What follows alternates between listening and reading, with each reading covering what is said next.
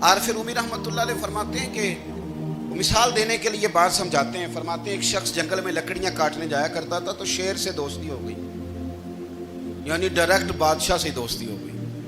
اور بادشاہ بھی وہ جو جنگل کا بادشاہ ہے, جنگل کے بادشاہ سے دوستی ہو گئی. اب وہ لکڑہارا غریب آدمی تھا, لکڑیاں تو کاٹنی ہوتی تھی. تو وہ جنگل کا بادشاہ اعلان کر دیتا جانوروں کو کہ میرا دوست آیا, ایک تو کوئی تنگ نہ کرے, اور دوسرا یہ کہ سب لوگ مل کے اس کے ساتھ تعاون کریں. کبھی کوئی جانور لکڑیاں اکٹھی کراتا, کبھی کوئی اپنی پشت پہ گدھا, بیل, گھوڑا, خچر رکھ کے وہ لکڑیاں باہر چھوڑنے آتا. تو اب اس کی بڑی دھوم مچ گئی جنگل کے اندر. لکڑہارا مزدور تھا, وہ بادشاہ سے دوستی کر کے بادشاہ ہی بن گیا. وہ گھر آ کے نا بیوی کو اکثر بتاتا کہ میرا ایک دوست ہے, میں جاتا ہوں تو ساری پہلے ہی مخلوق کھڑی ہوتی ہے میرے استقبال کے لیے. دوستی جو بڑے سے ہو گئی ہے. بنا ہے شاہ کا مصاحب تو پھر ہے اتراتا, وگرنہ شہر میں غالب کی آبرو کیا ہے. ہمیں تو پوچھتا ہی کوئی نہیں, یہ تو بنا ہے شاہ کا مصاحب تو پھر ہے اتراتا, وگرنہ شہر میں غالب کی آبرو کیا ہے. تو وہ لوگوں کو بتاتا, بیوی کو بھی بتاتا دوست ہے. تو بیوی کہنے لگی اتنی تو تعریفیں کرتا ہے, یہ نہیں بتایا کہ وہ جنگل کا شیر ہے, پر نیرا دوست بتا دیا. بیوی کہنے لگ گئی کہ تو اتنا جو اس کا ذکر کرتا ہے تو کسی دن بلا نا, بلا کسی دن تاکہ اس کی دعوت کریں. اب اس نے پھر نہ اس کو پردے میں رکھا. کیا کہتے ہیں آج کل, سرپرائز دینا ہے, مگر سرپرائز دینا ہے جی, پردے میں رکھا کہ وہ شیر ہے. تو وہ بلا لیا گھر. اب اس کے لیے کچا گوشت, ظاہر ہے شیر نے کچا گوشت دکھانا تھا. وہ کہنے لگی پکانا کس طرح کا ہے. وہ کہنے لگا جب وہ آئے گا پھر بتاؤں گا. اب وہ کچا گوشت 2-3 بکرے ذبح کر کے ڈال دیے. وہ آ گیا شیر. عارف رومی کہتے ہیں جب وہ آیا نا تو اس کی بیوی نے دیکھا تو اس نے ایک سخت جملہ کہہ دیا. کہنے لگی اوہو, میں سمجھی تھی پتہ نہیں کون ہے, اس طرح کے درندے تیرے یار ہیں, کتے بلے دوست بنائے ہوئے ہیں, یہ کیا بات ہوئی. خیر وہ شیر نے سن لیا, گوشت کھایا, وہ چلا گیا. اگلے دن لکڑہارا لکڑیاں کاٹنے گیا تو شیر نے ملاقات کرتے ہی لکڑہارے سے کہا کہ یہ نا کلاڑی اٹھا اور میری پشت پہ نا ایک زخم کر دے.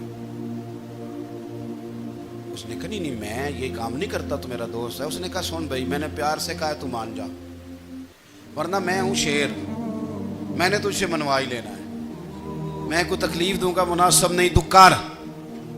اس نے کلاڑی اٹھائی اور اس کی پشت پہ ایک زور سے زخم لگا دیا, خون بہنے لگا. اس نے کہا تو نے آج کے بعد آنا ہے, لکڑیاں کاٹنی ہے, تجھے کوئی کچھ نہیں کہے گا, بس یہ ایک حکمت تھی جو میں نے کیا ہے. قصہ مختصر. وہ آتا رہا, لکڑیاں ملتی رہیں, خدمت بھی ہوتی رہی. 6-8 ماہ گزر گئے.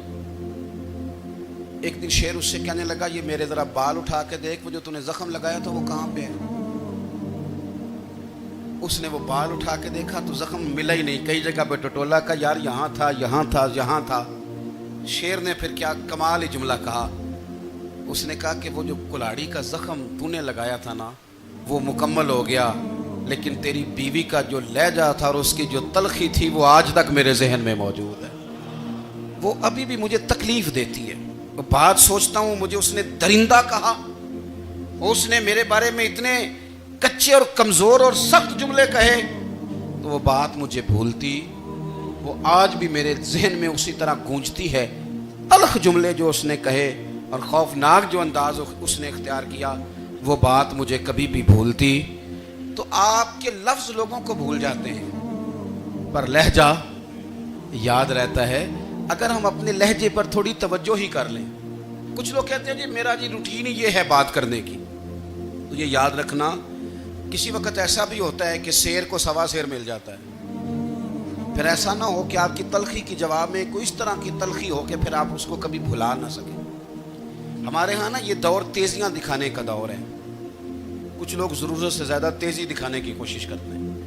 ان بیچاروں کا کبھی کبھی اتنا سخت نقصان ہوتا ہے کہ ان کو ان سے بھی کئی گنا تیز بندہ مل جاتا ہے. وہ کسی ایسی جگہ جا کے بیچارے الجھ جاتے ہیں جہاں سے واپسی کا راستہ نظر نہیں آتا.